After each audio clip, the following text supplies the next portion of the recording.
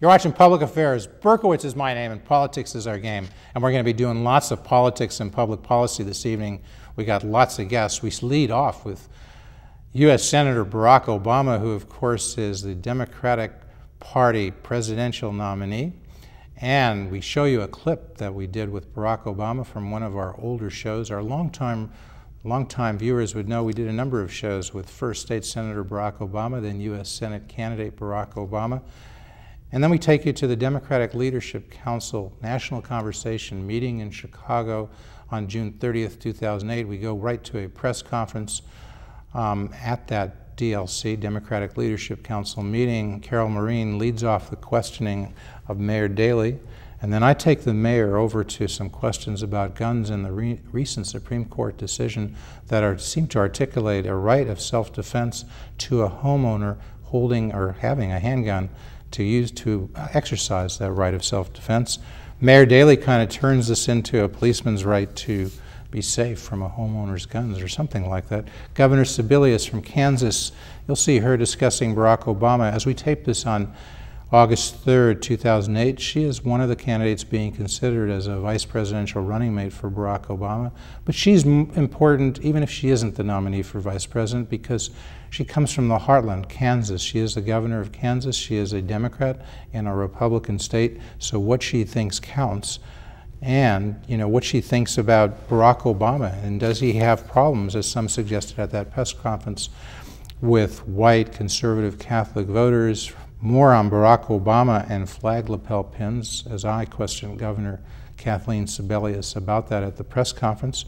Governor Sebelius on Barack Obama as a con law professor, as she put it. That's constitutional law professor. He used to teach at the University of Chicago Law School. And his support for habeas corpus for enemy combatants, terrorists picked up on the battlefield. And as she put it, Barack Obama's decision not to support the Iraq War. And then we see Harold Ford, the chairman of the Democratic Leadership Council, talking about whether Barack Obama is a progressive, a conservative, a patriot, or all of those. Enjoy the first segment of the show. Okay, Jay, let's roll that tape. I was surprised when you mentioned education as the key issue. You did clarify that certainly on the college level the federal government has an important role, but on the local level. And you remember we were here last time, June 27th, when the Supreme Court handed down its decision on vouchers. Right. Might you think that the city of Chicago, and you could do something about it symbolically and otherwise, might benefit from, in areas, in schools that are not performing well, having some school choice? Would you possibly favor that? One thing that I do favor, and this is legislation that's going to be coming up in Springfield next week, and that is an expansion of charter schools as a means of fostering competition within the public schools. They're going to increase it to 30 schools, but they're also going to make it much more stringent in terms of certification, so make it much harder for those charter schools to compete. Actually, there's still going to be alternative certification processes, but they're going to have to be certified. They're going to have to be certified. Two questions, really. Barack Obama was here all weekend with his family and doing some personal things. Is there some disappointment in the DLC that Senator Obama didn't have a moment to... No, I don't think so. No, like anything else, you know, he's been very, very, very busy. And like anything else, he's having time for his family. It's exhausting primary time. We're all representatives of Barack Obama. He doesn't have to be at every meeting across the country. If it is, then he's going to be very, very busy. Like anything else, he has to take time out. And that's important for his family.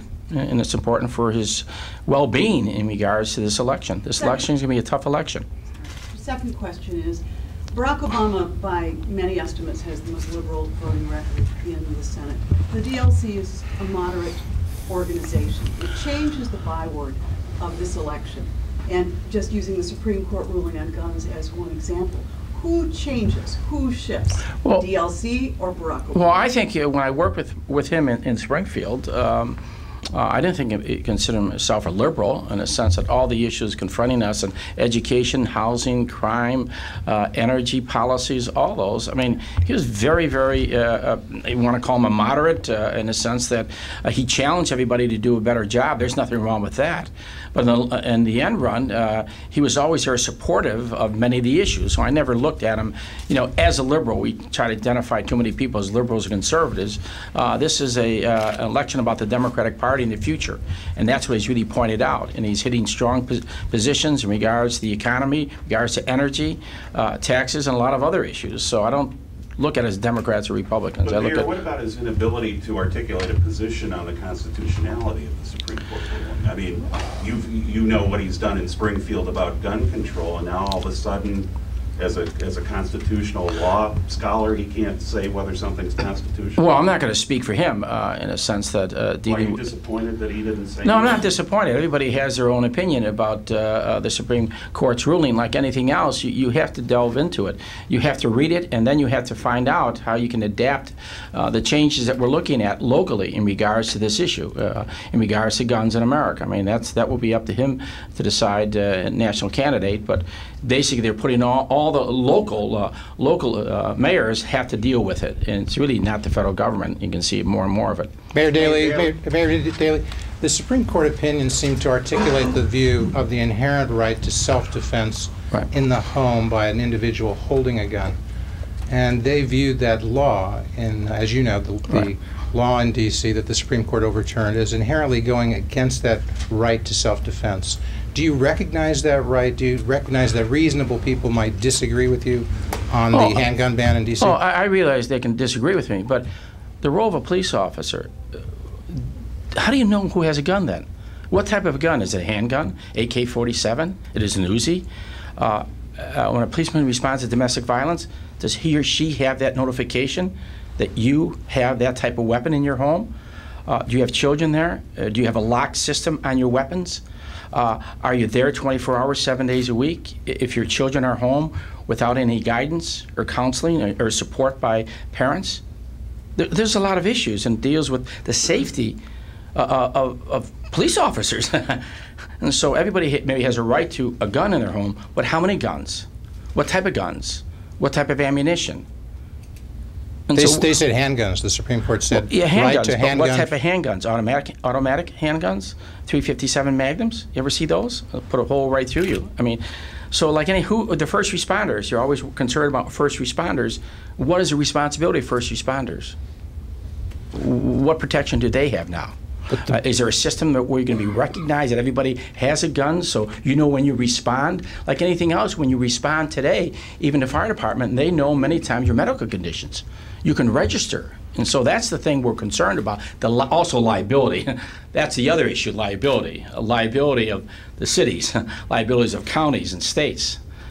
You can see where any time of shooting on campuses, they automatically sue of course they sue the universities. They don't sue the gun manufacturers. So there's a lot of questions to be asked, and people would disagree with you like anything else, but we shouldn't be known for a country of guns, simple as that. That's my position. I mean, people may differ with me, but America should not be known as a country of guns. Mayor Daley, a vice presidential question that applies both to Governor Sebelius, but others such as Joe Biden and Chris Dodd. Given Barack Obama's problems in the primary with white Catholic voters, how important do you think it is to pick a Catholic running mate for Senator Obama? He did very well. He did very well among the Catholic votes. I mean, the Massachusetts exit polls. Well, that was a different issue in regards to Massachusetts. I think that was totally different. Much earlier primary things like that. But he's been well received here in Chicago. We have a large Catholic population throughout the metropolitan area. It's not going to be Catholic versus Protestant versus Jew versus Baptist. I disagree with this. This country has come a long way understanding what the issues are. And so I think it's going to be a wonderful election for Barack Obama. You don't think it matters? No, it doesn't. No. You just get a good quality vice presidential candidate. That's what you want. What about those losses in Appalachia and in Kentucky? They're strong proponents for Hillary Clinton. There are people who really believe in her. That doesn't mean they're still in the Democratic Party. And one thing you find out, Democratic Party is joining ranks across America. You ask anyone. Yes, sir. Today, Barack Obama is going to be in Independence, Missouri, giving a speech on patriotism, professing his love of country. You may have seen his first national television ad. Is this whole love of country. It seems almost incredible to me that the Democratic nominee for President of the United States needs to, apparently feels the need to get through a threshold that he loves the country. What is that about, that Barack Obama feels the need he has to profess his patriotism?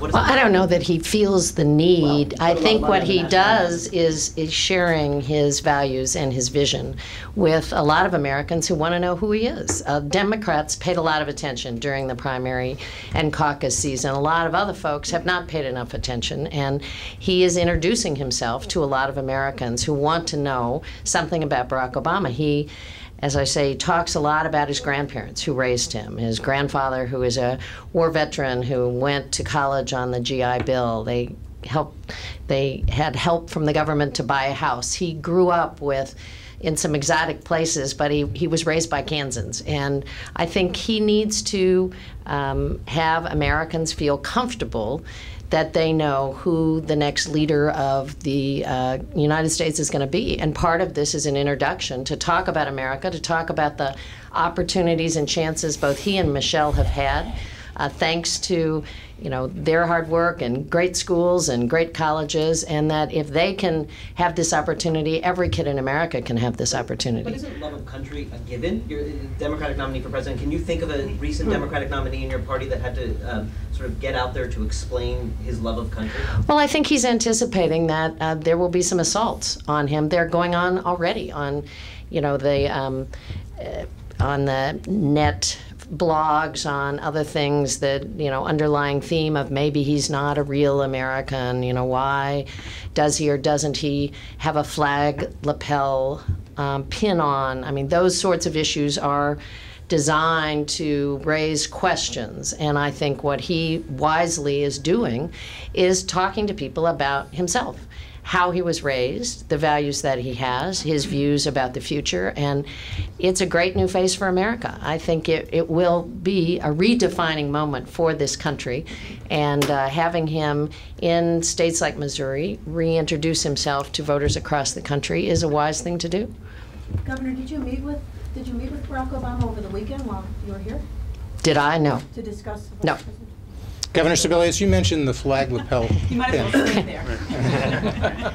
You mentioned the flag lapel, Yes. an issue that And I have a Senator sunflower, by the way. That's what this is. I'm from the sunflower state, and I do love America. Senator Obama at one point in the campaign had said he was reluctant to wear that flag lapel pin. He has since put it on a few times. Do you understand that reluctance, and do you share that reluctance to wear a flag lapel pin? I think some of the discussion about some of these symbols is a bit misplaced. I think what the senator was trying to indicate is that he is a patriotic American regardless of what he has or doesn't have on his lapel. It's a symbol that is important to some people, and I think he decided, let's not make that the issue. I'll put the flag on my lapel. I'm much more interested in somebody who actually believes in the Constitution than what they have on their lapel. And I'm thrilled about the fact that we are going to have a president once again who is a constitutional lawyer, who believes in habeas corpus, believes in the key tenets of our democracy, and who actually had the good sense not to be supportive of the war in Iraq. I'd much rather have that kind of a patriot lead this country than regardless of what he has on his lapel. Are there any views that you don't share with Senator? More questions. Are there any views that you don't share with Senator Obama? I'm not sure what he eats for breakfast in the morning, but I'm not a breakfast eater. Senator Obama was tacked to the right recently on a few issues, including public financing, FISA, whatnot, and it's led to some discussion about what he really believes. Paul Krugman in the New York Times today poses the question: is Obama a progressive who's been posing as a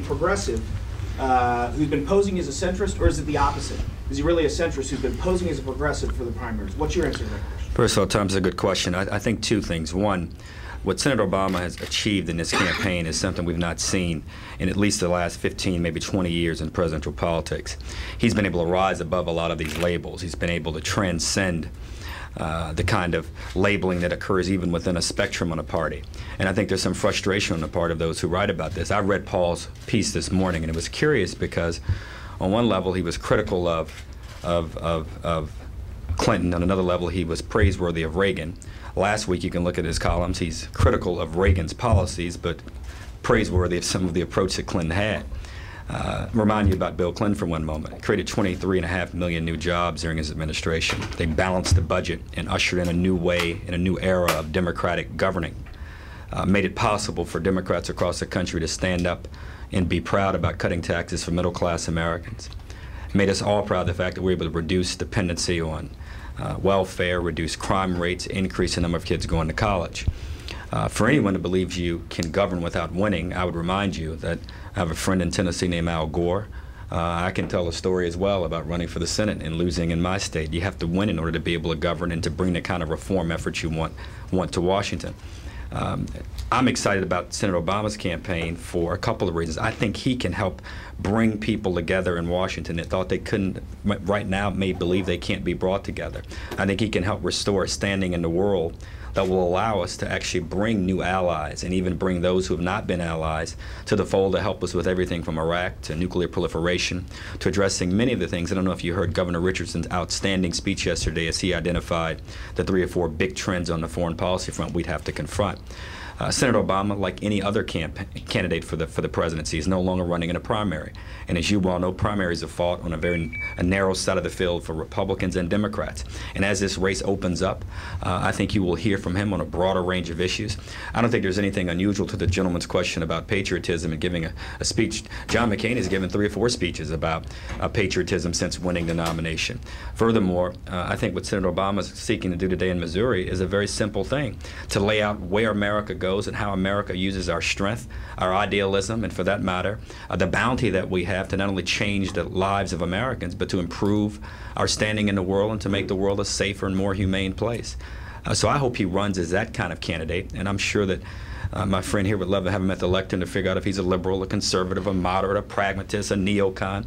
The key is Barack Obama is running for president on an agenda that says we can change Washington and create a set of reforms that will make government work better. But a lot of voters are trying to get. But a lot of voters are trying to get to know who he is at his core. And so the question again is he at an instinctual level? Would you describe him as instinctually a progressive or instinctually a centrist in his orientation and the way he approaches issues? I would define him as a patriot who wants badly to improve America's standing around the globe and to make allow America to live up to everything that we are and can be to every single American. I don't know what you call that, but I call him the Democratic nominee, and on November 7th, I look forward to calling him President-elect. Thank you. Thank you very much. Hope you enjoyed the first segment of that show. We take you now to an interview that occurred after the press conference that I did with Harold Ford, chairman of the Democratic Leadership Council. We discussed how a liberal Barack Obama meshes with a more conservative Democratic Leadership Council, gas prices and offshore drilling, energy issues more generally, and the McCain-Obama matchup. And then we went on a walk down the escalator at the hotel with Abdon, Pallasch, Chicago Sun-Times columnist, asking a few questions as we walked down that escalator of Harold Ford, chairman of the DLC, Democratic Leadership Council. And when we got to the bottom of the escalator, your reporter, your host, Jeff Berkowitz, threw a few questions of his own at Chairman Harold Ford, including how he did vote when Harold Ford was a congressman in 2002 from Tennessee, how he voted on the so-called Iraq War Powers Resolution, and we conclude with some short clips of interviews we did with Congressman Rahm Emanuel, who spoke at the DLC conference, and with Attorney General Lisa Madigan, who also spoke at the Democratic Leadership Council conference. Okay, Jay, let's roll that tape. Sure. You've heard the questions. People say that Barack Obama is a liberal, one of the most, perhaps the most liberal voting in the Senate by the National Journal's assessment last year. The DLC is known as a conservative, perhaps the conservative wing of the Democratic organization, Democratic Party. Disagree with you. Do you disagree with either of those? Well, I think the DLC is known as an organization where mayors, governors, lieutenant governors, a majority of them from across the country have reached out to because we help provide answers and solutions on health care, education, energy, challenges that local communities and state governments are facing. There's no doubt that part of the winning message for Democrats nationally in the last 4 or 5 cycles, the DLC has been a central part of it. Even the congressional races that occurred 2 years ago, as you look at many of the pickups in Congress for Democrats, most of those members have joined or aligned themselves. By that I mean people who defeated Republicans or won Republican seats, have aligned themselves with the Blue Dog coalition, the moderate coalition in the Congress. Senator Obama has been in the Senate now since 2004. He's amassed a record that not only has allowed his support in Illinois to grow, but allowed him to win the Democratic primary against one of the most formidable campaigns and tenacious campaigns and candidates we've seen in recent memory in Hillary Clinton. I think as the campaign unfolds and evolves over the next several weeks and few months, we'll get not only clarifications and amplifications of all of his positions on the various issues, as we will John McCain, but I think the country will have a chance to measure him not as a liberal, not as a conservative, but as a candidate for president. And you can't subtract from any of this the conditions and the context of the race. Gas prices at $4.50 a gallon, engaged in 2 wars. It looks as if the war we thought we were doing better in Afghanistan, we're going to have to shift troops there to squash the Taliban and to reduce the influence of al-Qaeda. The situation in Iraq is improving in some areas because of the surge, but the political reconciliation is not. Our standing around the globe is suffering. So I think Americans are going to measure these candidates, both of these candidates, in a very serious and sober way. And I think if Senator Obama sticks to his reform agenda, wraps some more specifics around and takes some guidance, I think, not only from the DLC but from other organizations, he'll enjoy the same success he enjoyed in the primary and the general. With those high gas prices, do you think because of those high gas prices, you would support and the DLC would support a significant expansion of offshore drilling, as Senator McCain has advocated and as apparently Senator Obama has opposed? Well, this is a great example. Senator McCain has flipped on this issue. He was opposed to this several months ago, as he was some of the tax cuts that President Bush advocated and ushered in. He was opposed to, for that matter, some of the budget efforts that the president had. Even that he was in support of a GI bill. What's your position on offshore drilling and the DLC? The DLC does not have a position. Do you have a position on offshore drilling? I don't have a. I'm not an elected official. I don't have a position on offshore drilling. Let me finish this. I'll turn 1 second. With regard to energy, if you look at what Senator Obama has stated throughout this campaign, he's made clear that he's not going to engage in the 1 day, 1 month, 3 month, 6 month gimmicks, as he has said. That he's looking to how do you build a longer term platform? How do you extend the energy tax credits that will expire at the end of the year that the president has opposed and Republicans in the Senate and the Congress continue to oppose on wind and solar? The private sector has asked desperately that those be extended so they can continue to make investments. He's made clear that if we reduce our dependence, which will come through a variety of things, whether it be nuclear, clean coal, I don't think any of the candidates spoke more explicitly and spoke more expansively throughout the campaign than Senator Obama in the primary and even in this general. I mean, you may point to what Senator McCain has said, but Senator McCain could still switch and change his position on offshore drilling between now and the election. What I appreciate about Senator Obama is his consistency and his understanding that this problem is not going to be solved tomorrow. It's a 5 to 10 year horizon. We have to figure out ways not only to support through tax credits alternatives, but we have to figure out how we support Detroit, meaning the big 3 automakers, as they seek to convert to plug-ins into hybrids. How can we provide tax incentives and a tax platform that will make incentivize more investment and help accelerate the production of a new line of vehicles in this country that will create a kind of efficiency. And as you all know, finally, he has supported changing the government fleet over the next several years so that some 3/4 of the entire government fleet of automobiles are highly fuel efficient hybrids or plug-in cars. Is that a symbolic change, or will that change the price of gas? Well, I think that will have a big impact going forward. I think if Congress understands changes the platform, meaning the tax incentives and their stability there, and the private sector, which I believe will rush in and make investments, that will impact, I think, and maybe not immediately, but will impact over a short period of time, the futures market, and for that matter, the price of oil, because a lot of what we're dealing with, these prices have factored in what supply is going to be going forward, what demand is going to be going forward. And finally, as you well know, as much as we are dictating some of the prices here, at the end of the day, what's happening in China and India is probably driving this price more than anything else. I mean, this is simply a supply-demand issue, and the president, If he's able to find ways to incentivize the extraction of a clean coal, as you well know, we sit on some 300 to 400 years of reserves in parts of the country when you add it all up in Montana and Wyoming. Can you imagine how we could export that technology, export that coal as an energy source, how we could reduce our not only dependence, but reduce the need for it in our homes, our businesses, our churches, our synagogues, our places where our kids play. The impact, I should say, the potential is huge. So I appreciate his longer-term approach to this. It'd be easy to engage in the gimmicks, but long-term, we're not going to drill our way out of our energy problem. Would you like the position Secretary of Department of Energy in the Obama administration? I just like the fact that you said President Obama. I mean, that's what I'm most pleased with and what I want to have happen. Thank you. Is there any issue on which Barack Obama and the DLC are not completely aligned, that you're still trying to bring around? How you doing? Thank you. Thank you for you all's help and support. Our pleasure. Any issue that you're still working on him on, or is he completely in line with the DLC agenda? I mean, Senator Obama is for a balanced budget. He is for creating a green wave that will allow for the creation of new jobs. He's a firm believer that the country has to keep a strong military, and he is committed, as he's said in speech after speech, to finding ways to encourage the passage of legislation that will help families remain strong and remain vibrant. So I think we are in line with Senator Obama on all of those issues. Yeah. Is there any, the DLC was basically created to bring the Democratic Party more to the center. Is the party pretty much there, or what are the issues you're still trying to bring the Democratic? Where are we going, down here? Going down. No, I mean, I don't. I guess that's another way of asking the question. I mean, I think that his values so everybody's together on the same page.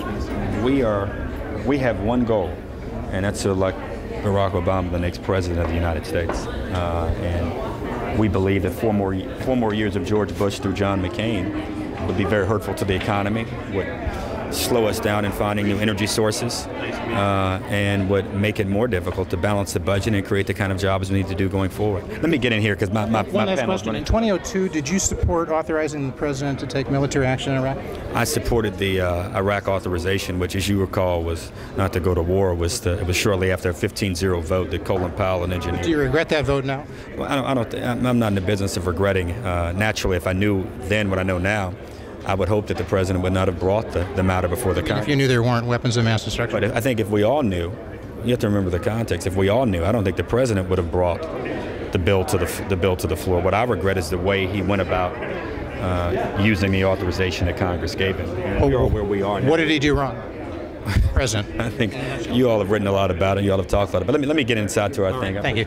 Thank you. This way, Paul is Illinois Channel. On supply. The oil companies own 68 million acres of public land, 30 years of natural gas supply, 10 years of public supply. Use it or lose it. But you know they deny it's 30 years. They say a lot of those are dry holes, and they say, and that's only a small percentage of the offshore drilling. That's what the oil companies say. That's what McCain says. And they got those permits because they thought, and they bidded on those permits because they believe, as even the government geologists know, there's a supply there. They're hoarding those supplies. Why would they do it at $140 per barrel of oil? Why would you hoard something? Why wouldn't you sell? Because why wouldn't you drill? They caught. What happened here, and everybody knows this, they got caught flat-footed. They didn't have the machinery and the capacity to deal with this, and all they're trying to do is use the crisis as another reason to get at stuff that they want. You mentioned Social Security. Have you heard anything here or elsewhere that you think would be a good approach to reforming and dealing with the Social Security issues? I just got here this morning, so I mean, people haven't, I ask somebody else, because there'll be somebody Let me else. ask you about Illinois, because as you know, many people think we've got about, and the governor thinks we have about a $2 billion deficit in the budget that was presented to him. One, do you agree? And if so, how do you think that deficit ought to be handled? I'm going to leave that up to the governor and the legislature. As the Attorney General, we're a revenue-generating area of government. Hope you enjoyed this special edition of Public Affairs, giving you some insight, we hope, into how to question Senator Barack Obama, how Mayor Daley reasons and thinks about issues, what Senator Obama's supporters think about him, and glimpses into Congressman Rahm Emanuel and Attorney General Lisa Madigan. Congressman Rahm Emanuel could replace Barack Obama if Barack Obama moves up, so to speak, to the presidency and Governor Rod Blagojevich appoints Rahm Emanuel as the next junior senator from the state of Illinois. Lisa Madigan could be governor. She's thinking about running in 2010. She could be governor of the state of Illinois. And I could be host of Meet the Press. Well, probably not so much. And until that happens, you can bank on it that I will be here as host of Public Affairs. And we'll see you next week on Public Affairs.